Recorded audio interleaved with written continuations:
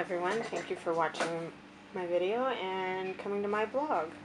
This is going to be a quick video, mainly because every minute I've been trying to do it, the kids or the dog or someone else interrupts me. Main purpose today is to show you how I made this fun waterfall quilled card, which I had made in a swap which was recently on my blog. Right here is one type of quilling, and then another, and then pull down the waterfall, and then you have yet more. So I'm going to show you these very simple basic tips on how to get some quilling going.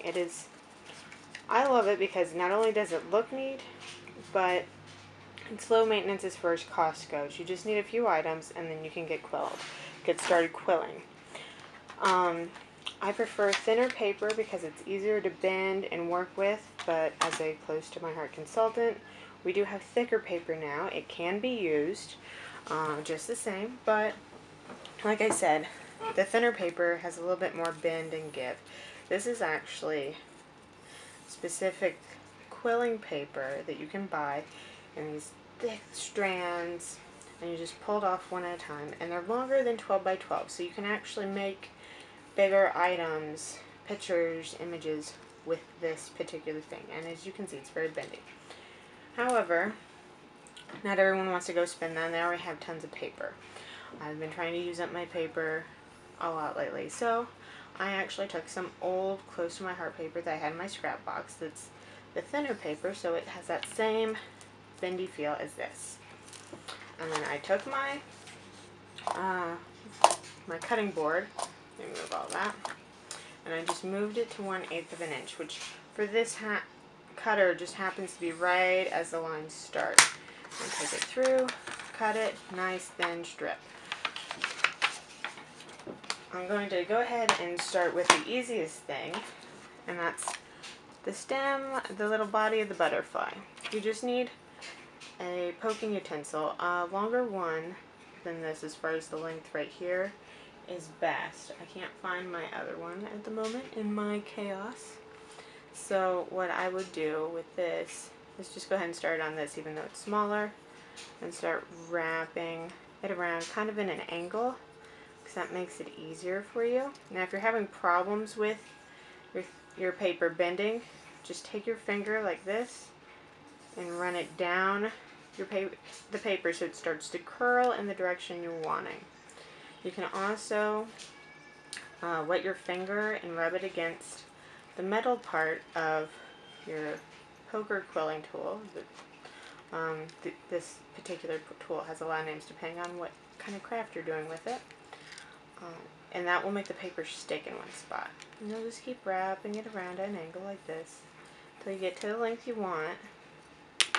And you have this nice curly little guy that you can tighten it more as you need, just wrapping it around each other or whatever, and then you cut it off here at the edge, and then you can apply it just like I did on that butterfly. Now, what's great is doing something like this is not a waste of paper, because I can always find something to do with that little piece. Another great easy part is right here in the body. The head, it's just a simple circle. You're just wrapping this piece of paper around each other really tightly, which you don't even need a tool to do that, but a tool can help hold it in place like this. I can get this one started. Just instead of moving up the tool, I'm going to go around a whole lot and just keep rolling it and rolling it and rolling it and rolling it until I get it to as wide as I want. And see, as you can see right here, I've actually let it unwind a little, which is neat because then it can add body like this. Because this little teardrop started out as a circle. So what I will do is I'll go ahead and show you the teardrop, since that actually takes more than just wrapping in a circle. But as you can see, I'm just wrapping around and around and around. Sorry, I ramble sometimes. Now all these I attach with just a little bit of glue. I found a glue pin is actually your best bet because it's small, unlike the tip of this blue glue. It's like just a part of that size, so it makes it easier to not get glue all over the place. And keep wrapping it around. I'll have links to all these tools that I use that are close, that you can get through close to my heart, on the bottom of my blog for this entry. So I'm just going to make a really big one and wrap all of this around. Sorry, it's taking me a moment because it's a really big piece of paper as far as length goes. But get it all together, wrap it as tight or as loose as you want. And we'll say that I've already glued it.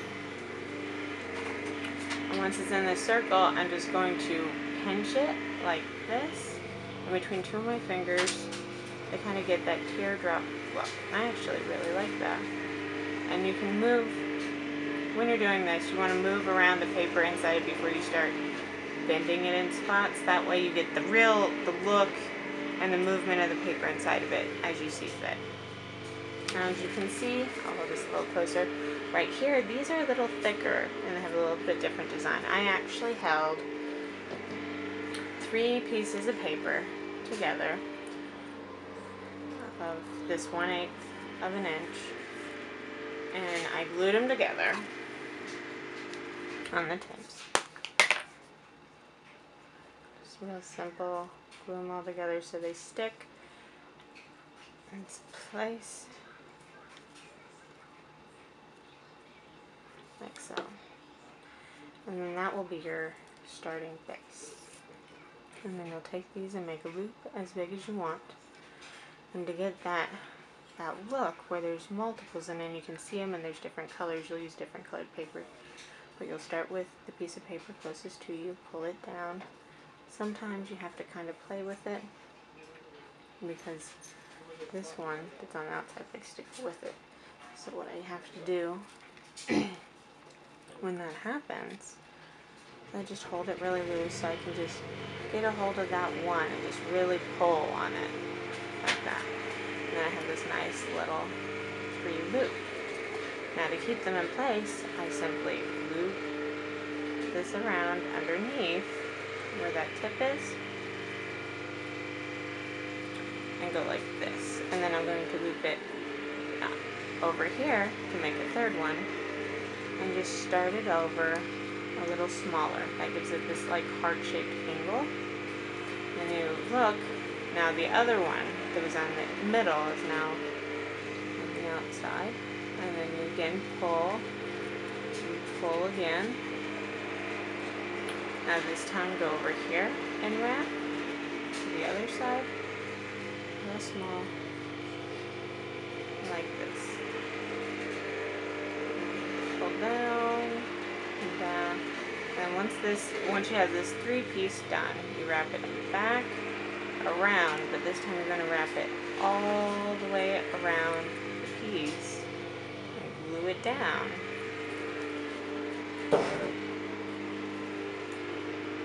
Like this. That way you have this nice round flowing wing-like thing, or it could be a petal.